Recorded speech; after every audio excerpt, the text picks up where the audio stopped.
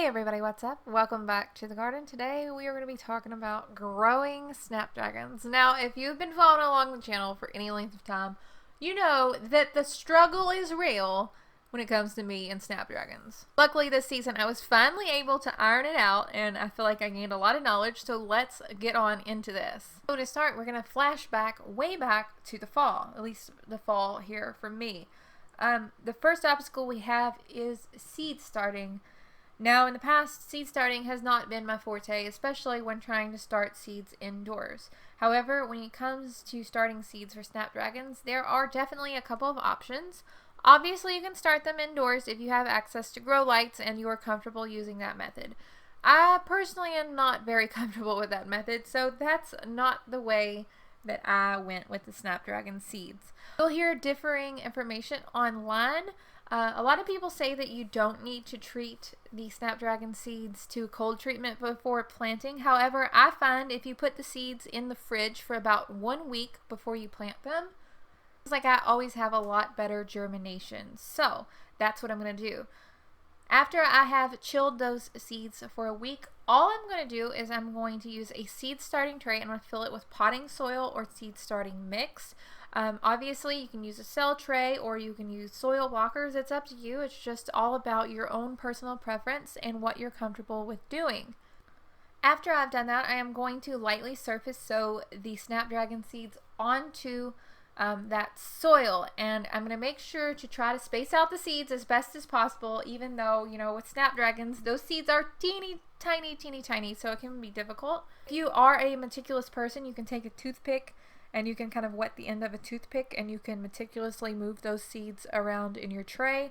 I'm not that type of person. I'm very reckless, so I just surface sow them and hope that I can divide them again later when it's time to transplant. Anyway, I'm going to make sure that this soil is nice and consistently moist. That consistent moisture is going to be essential for our germination of the snapdragons.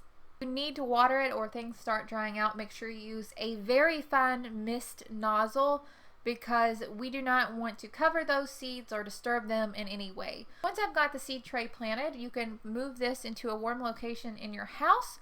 Or what I like to personally do, since I am starting these seeds outdoors in the fall, usually I start my snapdragon seeds outdoors in the fall around the end of September, maybe a little bit earlier, but usually during this time the temperatures are ideal for these seeds to germinate. So I just place this tray in a sheltered location in the shade, and usually I have great germination within a couple weeks. Now, it's important to note, I am saying that I am starting these seeds in the fall. Snapdragons in general like cool temperatures, so it's important to think about where you live and decide when the best time to plant is going to be. In the past, I've planted snapdragons in the spring, and they didn't have enough time to grow before the weather turned hot. I'm here in zone 6B7, so when I would plant snapdragons as soon as the soil could be worked in the spring, it was already to the point where they didn't have enough time to grow, to get tall, and to bloom to their full potential. But at the same time, being in zone 6 here in Kentucky, it gets pretty cold in my winter, and my snapdragons were not cold tolerant enough to be planted in fall, survive winter, and bloom in spring. So what I needed to do in order for my snapdragons to survive and to thrive was to protect them with the use of an unheated hoop house and a row cover. So once my seeds have germinated and they have a few true leaves, I just went ahead and I transplanted them into my unheated hoop house. Now, unheated hoop houses don't have to be fancy, but they are essential to grow great snapdragons where I live. And again, this will definitely vary depending on where you live. Some people with warmer winter temperatures might not have to protect them at all to get beautiful snapdragons. People who live further north or have cooler summer temperatures than I do, you guys might be able to plant these in the spring as soon as the soil can be worked, and you might have absolutely amazing results.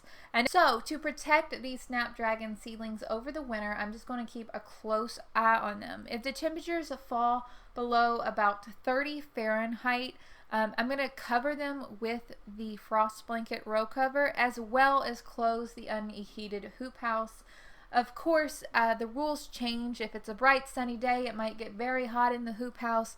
It really is a process of trial and error, learning to regulate the temperatures of the hoop house throughout the winter so that your seedlings can thrive. These should remain green throughout the entire winter, and when the springtime comes, things start to warm up a little bit. We'll see some growth on these, and we'll see them start to stretch and want to bloom. It's important to note that throughout this whole time, we want to make sure that we're keeping the weeds down, especially in a hoop house. Weed pressure can start to get pretty rough since we are growing under the plastic. Generally, don't water the Snapdragons during the winter time because wet soil and cold temperatures are a key recipe for rot, so I don't water anything. The spacing that I planted these Snapdragons at this year were about, I want to say about 4 to 5 inches apart, and I think the results turned out to be pretty good. I'm actually really happy with the results of growing these Snapdragons successfully for the first time. I'm so eager to use them and cut flower arrangements and to give some away. I think they're going to be really beautiful. These plants actually started to come into bloom around the first week of May, which is quite a bit earlier than my previous attempts at Snapdragons, simply because they have been growing in that tunnel so well. Not sure whether or not I would use a horizontal trellis netting with these to help keep the stems upright. That's something that I'm going to have to just learn more about and see if I have any problems with thunderstorms or anything like that, or windy days, especially where I live.